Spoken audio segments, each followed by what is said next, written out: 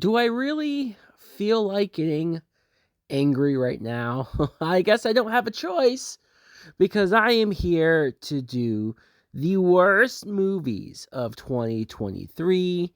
There are some bad ones, some really, really bad ones. I tried to help my headache by only making it 5 movies here to talk about because if I included the other ones, it'd be a lot of the same stuff that I already talked about, like in my horror list and whatnot.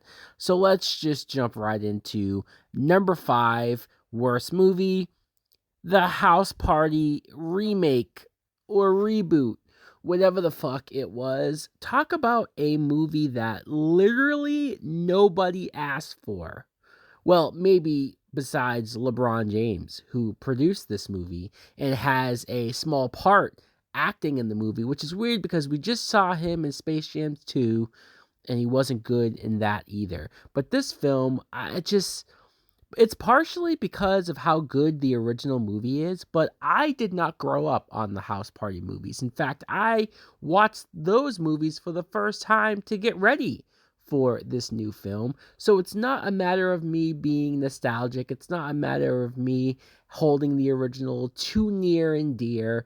No, this just felt like Hollywood needed to take a recognizable name, a recognizable title of a movie and regurgitate it, right? Just repackage it, repurpose it, and throw it back out into the public in hopes to collect money. No, it did not work, thankfully, because this movie sucked. It was bad. It was bad, bad, bad.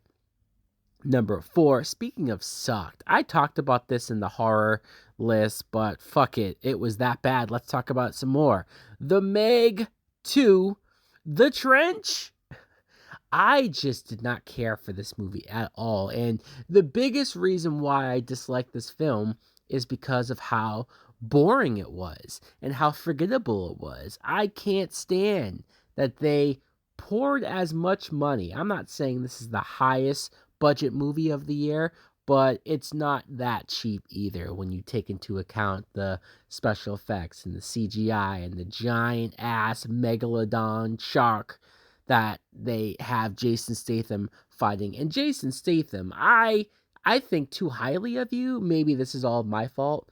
I respect you too much as a badass, believable action movie star to be in some bullshit like this. I get that it's probably a decent paycheck, but my God, do something else, please. Everything going on in this film, every other side character that was forgettable and unlikable. Fuck this movie, man. And I talked about Jason Statham. At number 3, Expendables 4, another Jason Statham movie. And because every other member of the Expendables is old as fuck, I know that was always the premise of the Expendables movies, is that they were all older action stars. And I liked the idea behind the Expendables. I wanted to enjoy the other Expendables movies, but I just was never really able to get into them.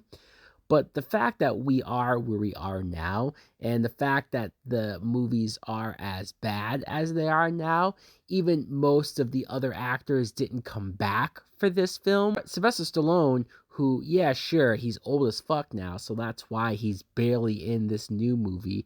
But let's be honest, even if he was still the main character and still in the majority of this film, it would not have saved it. It would not have helped it. It still would have been this lame, generic ass plot. Oh, betrayal, back double cross bullshit that we've seen and done 1,000,000,000 times before. And if that's not worse, you have people who should not be in this movie, in this franchise, like Megan Fox, who is hot as fuck. Don't get me wrong. She's very good to look at.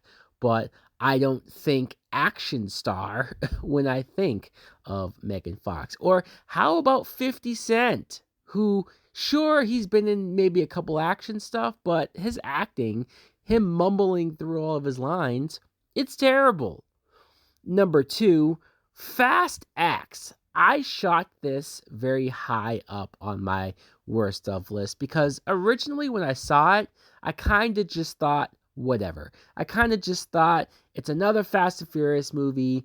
Who cares? Who gives a shit? Who gives a fuck? But then the more I thought about it, the more time came away from this movie, I hated it more. I thought about it and thought about it and just said, wow, what a piece of shit. What a waste of time. What a waste of money. And it just gets worse and worse as they go along. I'm somebody who used to be a huge defender of the Fast and Furious movies, used to love the Fast and Furious movies, all the way up until Fast 7.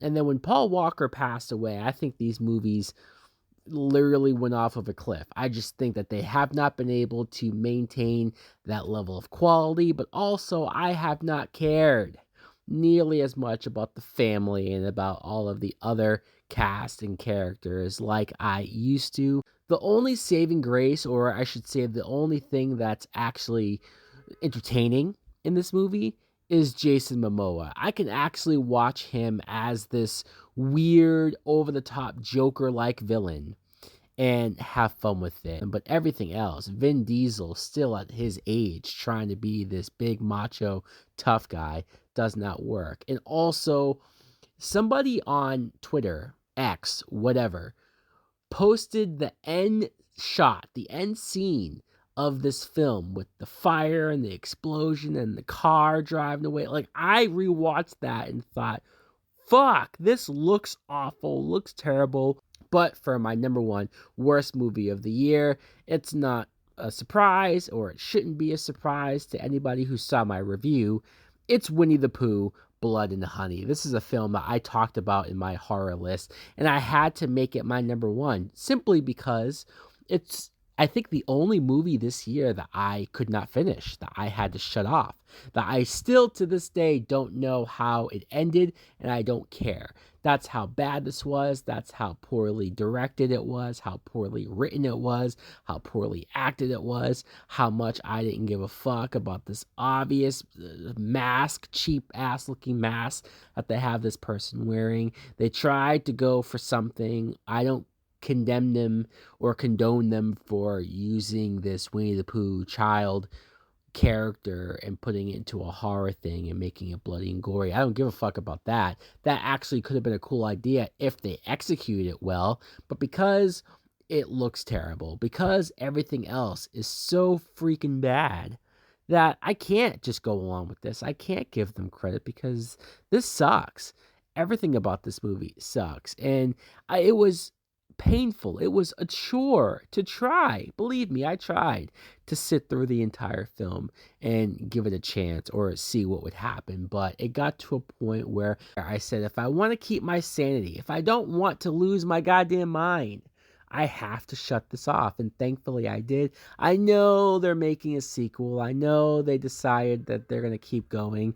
And God help me if I attempt to try to watch that sequel. So guys, let me know in the comments below, not only what do you think of my list of worst movies of 2023, but what are some of your worst films of the year? Why not? Thanks for watching. Like, comment, subscribe. Later.